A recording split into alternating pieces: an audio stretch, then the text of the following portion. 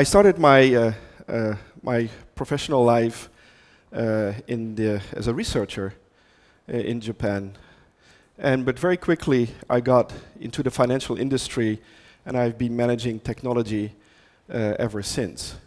Today that is known as fintech, but that is what I'm not going to talk about today. I'm going to talk about an event that really changed my life and gave me tremendous amount of learning.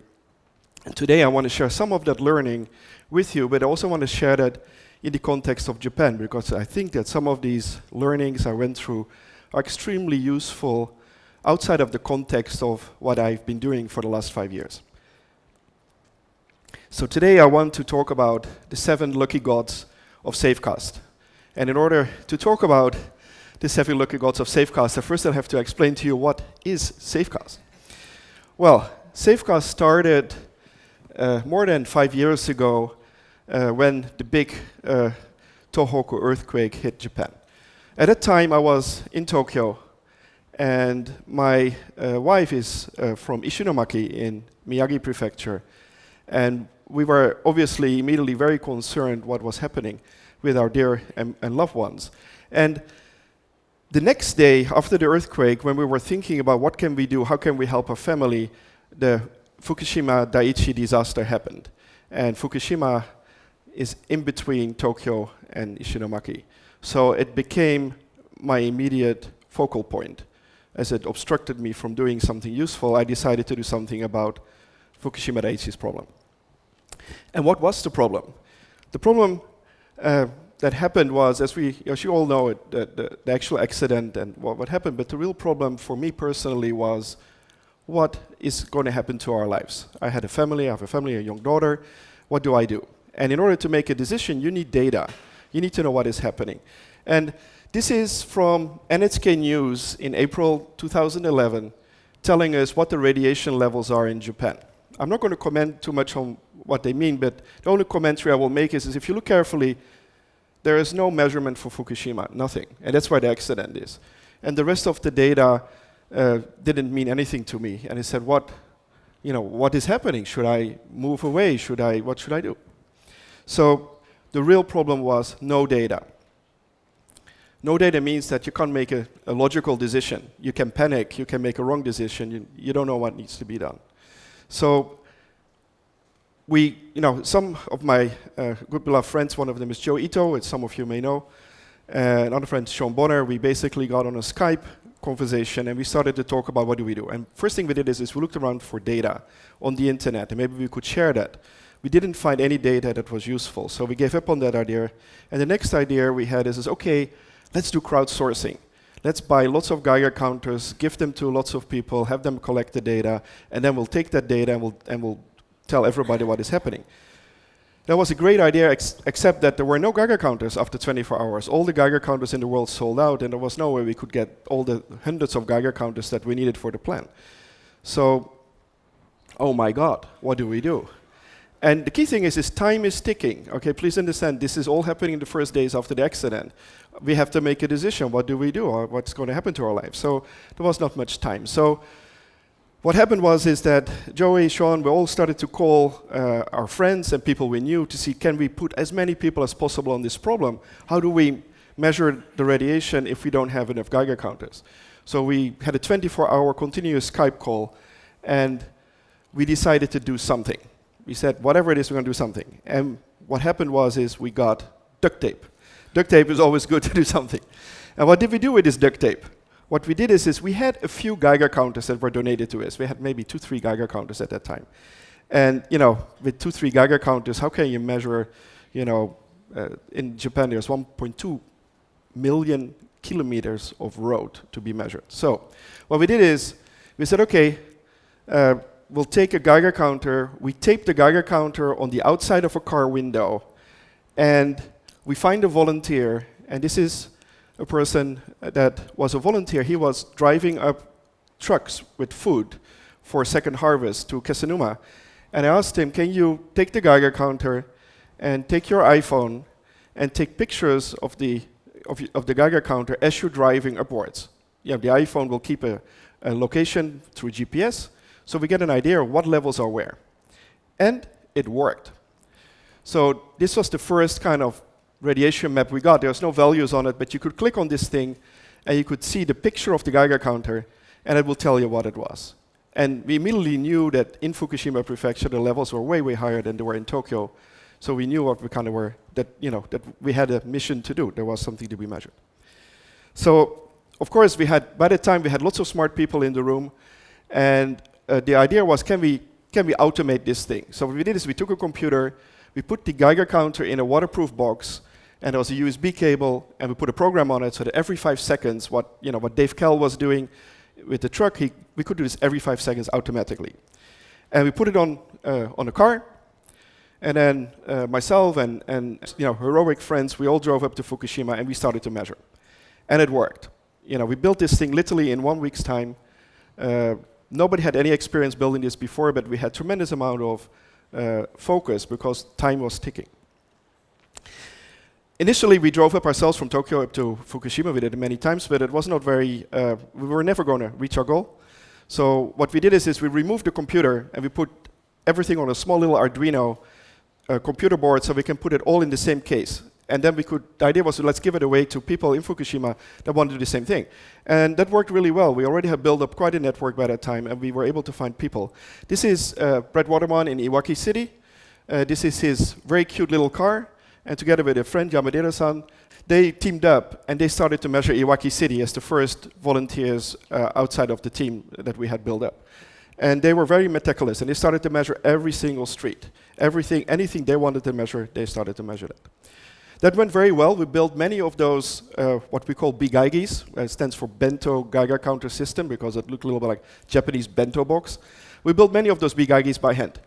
But somewhere midway through, we realized that it costs lots of money, costs lots of time. Can we have everybody build these bigaigis themselves? So what we did is we made a kit. So we documented how to make one. We made it a little bit more convenient to build and to hold.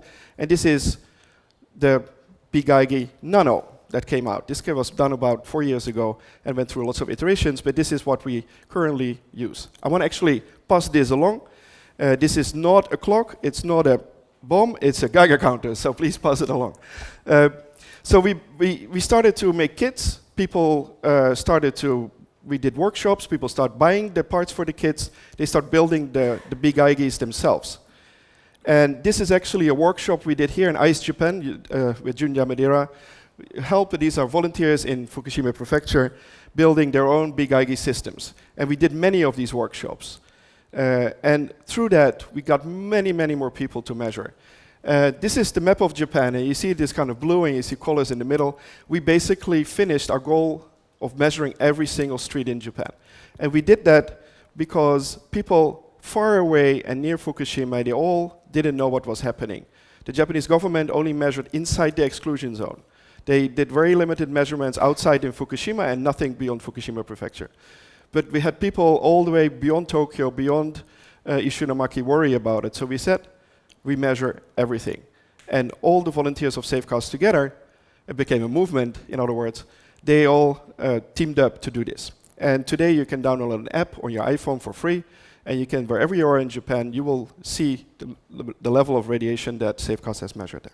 54 million measurements in Japan and also worldwide. And what I want to do today is I want to talk a little bit about how did we do that and what were our key learnings. And I picked up a few things that I think are very useful if you want to do something similar. And what are the unique things that we did? And also the things that didn't work. We made lots of mistakes. We tried lots of things that didn't work out. I only talked about what worked. So I want to share a little bit about what is the learning from all of this. And in order to do that, I thought it would be nice to involve a little bit of the Japanese 7 lucky gods. And each of them plays a key role in how SAFECAST came to be and how we still, after 5 years, going very strong. The most important God is the God of data.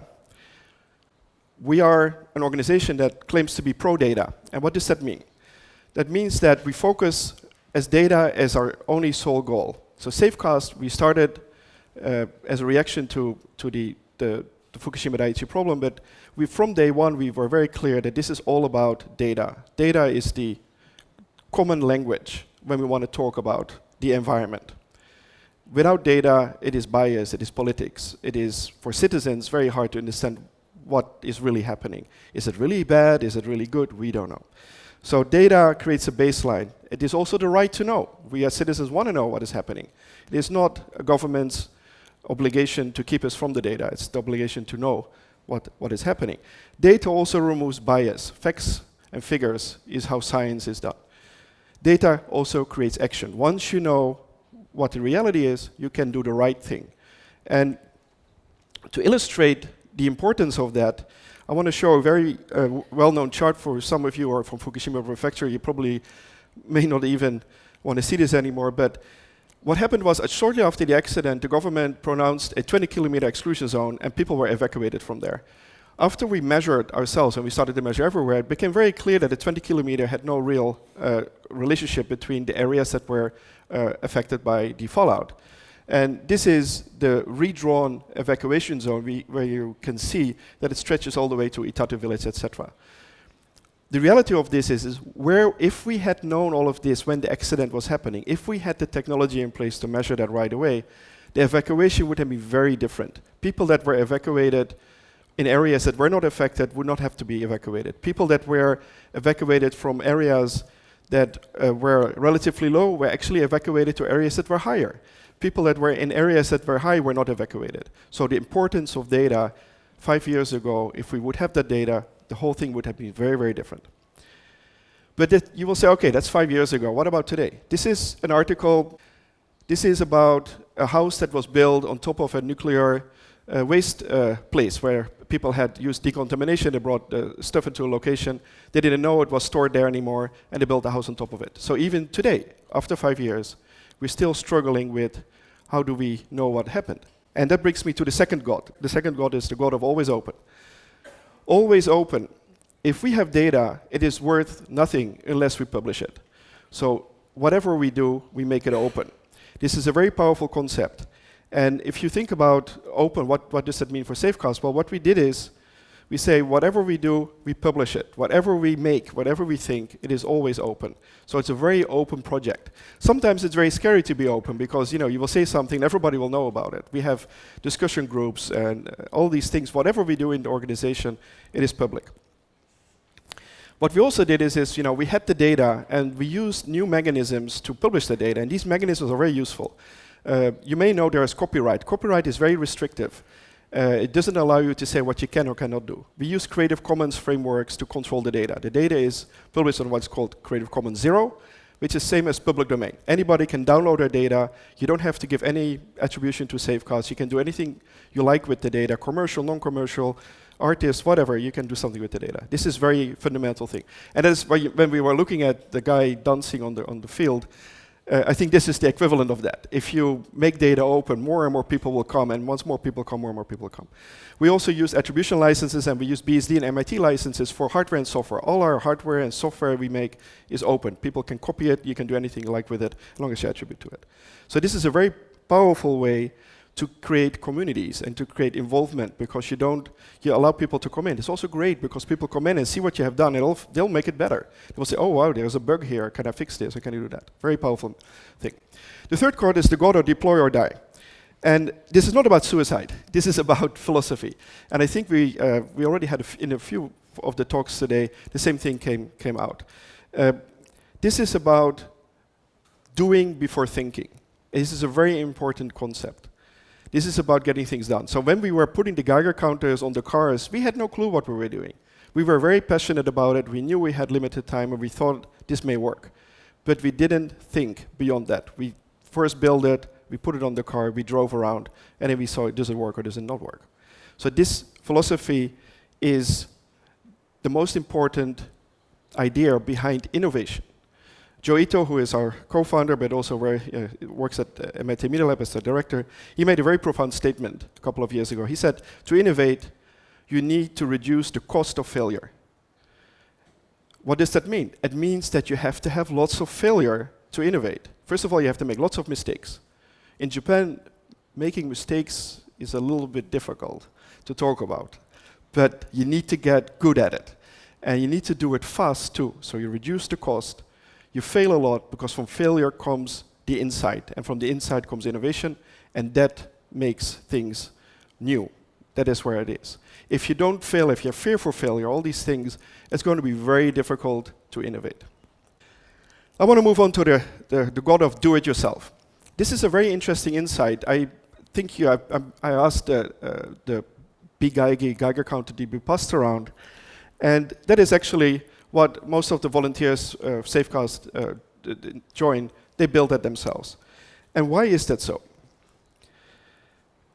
What we found out is that in the beginning, we had tremendous amount of worry about radiation. Lots of people participated. But as we started to make more big IGs and we gave them away for free, we saw that some people would use them very well and some people would just never touch them. If something is free, if I say, anybody want to have a free camera here, everybody will raise their hand, even though they're not a photographer. It was the same thing. We started to see that all the effort and the money we had collected, basically lots of that went to waste because people would get it, but they wouldn't come back. So we said, let's try an experiment. So what we did is we made a kit. So you had to buy all the parts, then you had to put it together, and then you had to go and collect the data. And the cost of the kit is around $500. It's not expensive, but it's also not very cheap. So what it did was the people that would pay for it, build it, they actually were very passionate about using the device. So we got very good volunteers by self-selection. Another thing it did is it also became self-funding because people would pay for it, so we didn't have to collect money to buy all the parts. And we did many workshops that way, we did many things. So that was a kind of a breakthrough in terms of thinking. I think this is very useful if you want to start a movement and you want to use some devices. It's very expensive to manufacture devices. Kickstarter is something you can do it, but if you want to do small-scale deployment, this is a very, very powerful technique, and you get very good people through this trick. I want to go to the God of pull over push. Pull over push is a very important thing we learned very early on during our days when we started measuring in Fukushima. Our original plan was to go to Fukushima and drive there ourselves, and actually we had made a map of all the schools in Fukushima.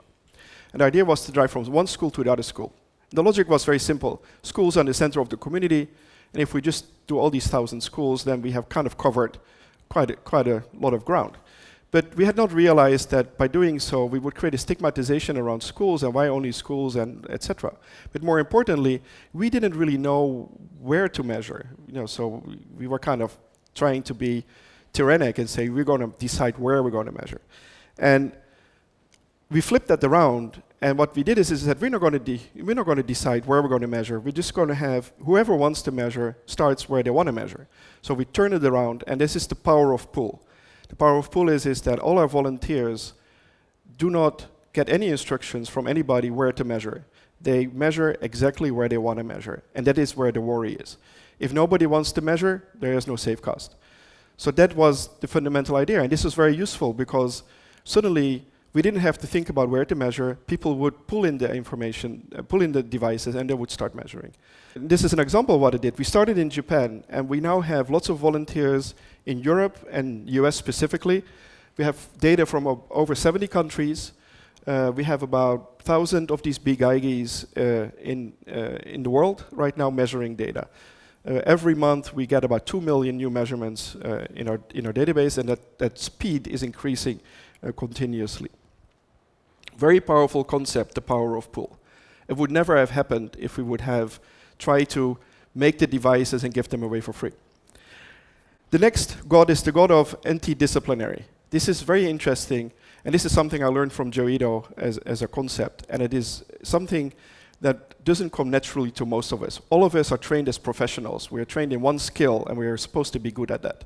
The problem with that is that if you want to discover something new, in many cases you need to have multiple skills come together to create something unique.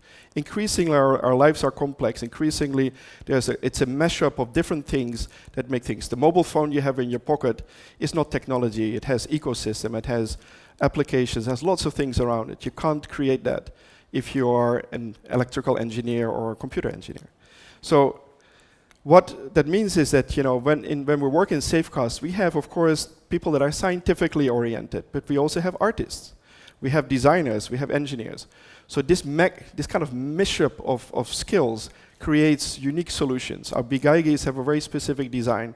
They are colorful, we have them in various colors, all kind of things that an ordinary company or scientist would never think about, but make a huge difference if you want to do something like SAFECAST. People do care about the color of the bigaigi because they want to match it with the color of the car. Now, who would think about that, But yeah, it's important because otherwise I don't want to drive around with, a black thing on my car and my car is white. So these type of things start to meld together. Also, how do you explain things? How do you talk to people? All of these skills are not overlapping. There's different people need to get together to make it happen. Community-centric is the last of the 7 lucky gods. And it is probably the most important one. And I want to talk about this a little bit because some of you may have heard recently about IoT, the Internet of Things is coming. And everybody's buzzing about it. And I want to talk about a little bit what I think are some of the challenges with that and what you could do to make IoT work for you. And what do I mean with this? Sometimes when I explain the Internet of Things, I say it's the Internet of Nothing. And why do I say that? The reason I say that is that though we think of all this useful data going into the cloud and creating big data, in many cases what I have seen people do is that data doesn't speak to you. It's like, I don't know what this means. I mean, yeah, it's big data, cool, but I don't know what it means for my life, so why would I care? And lots of wonderful devices are being launched on Kickstarter campaigns. Companies are selling all kind of sensor technology and whatever, and it's the same problem. It is device-centric. We start thinking with the gutaiteki in Japanese, the monotsukuri in Japanese. We think about the device. And of course the device is part of that, but it's only this small part of what you need to think about. Because the device can be manufactured, you can sell it. But then what do I do with this thing? How do I create more out of that? And SAFECAST is not about devices. It is about many more things. And I want to share a little about what those things are so you can get an idea of what you could do with the data if you make it open and you make it available. So the key thing is to make it community-centric. You have to think about what is it good for? What are we as citizens going to do with it? We want to know what the radiation level is in our street. We want to know the air pollution around our neighborhood. We want to take action. We want to clean up. How do we measure that before and after? So there's lots of things that start to play a role in that. We also want to find answers to questions nobody has answered before. The Fukushima disaster was unique. This is the first time such a wide disaster happened in the age of the internet. Very many things came out of that. Very open problem. Lots of things, people asked, lots of questions that were asked to us as the SAFECAST volunteer group. Absolutely no idea how to answer it, but once we had the answer, we started to share that. So this is something we do all the time. It's the same as like today. We talk about what we're doing in SAFECAST. We do lots of workshop talks. We get people together. We do small parties to get people interested in the project. Lots of communication. Most of the time, we only talk for 20, 30 minutes, and then we have 2 to 3 hours of question and answer. People want to know their question about Fukushima, their question about radiation, their question about health, their question about food, their question about whatever. And it is so important. Lots of people read the newspaper, but they feel scared, and they feel scared to raise their hand and say, I have a question. And these workshops and various presentations we do, we have done it to schools, we have done it to government agencies, we have done it to companies, you name it, we have spoken to those people about what we learned measuring radiation after the Fukushima disaster. I want to talk about non-governmental organizations, NGOs. This is a very famous NGO. If you look carefully, it's the IAEA. We were invited as a keynote speaker about 2 years ago to talk about SAFECAST and how citizens can play a bigger role in the mission of the IAEA. Never had thought about it, but we have an active dialogue going on how citizen science can play a role in the IAEA organization. As you may know, the IAEA organization is a very exclusive club, also is a very secretive club. So we are trying to share, the message of open data, sharing, getting people involved is a very important part of their mission to make sure that nuclear power plants stay safe. Citizen science is possible. It is lots of tenacity, as Anna was talking about, extreme tenacity needed. I learned a new word today, grit, absolutely grit. But this, for me personally, was a great reward for all the volunteers that yes, as a group we can come together. We don't know each other, but we can work at a high scientific level. So these are the 7 gods, and I know I'm way over time, but I want you to take each of these gods home and think about these gods and try to use them in your daily life. They're extremely useful. And SAFECAST, what we're going to do with the gods, we're working on air pollution as our next goal. We know there's a huge problem in the world around global warming, air quality, and we're putting all our learnings to work to see if we can play some relevant role in that. And with that, I would like to thank you for your time and attention.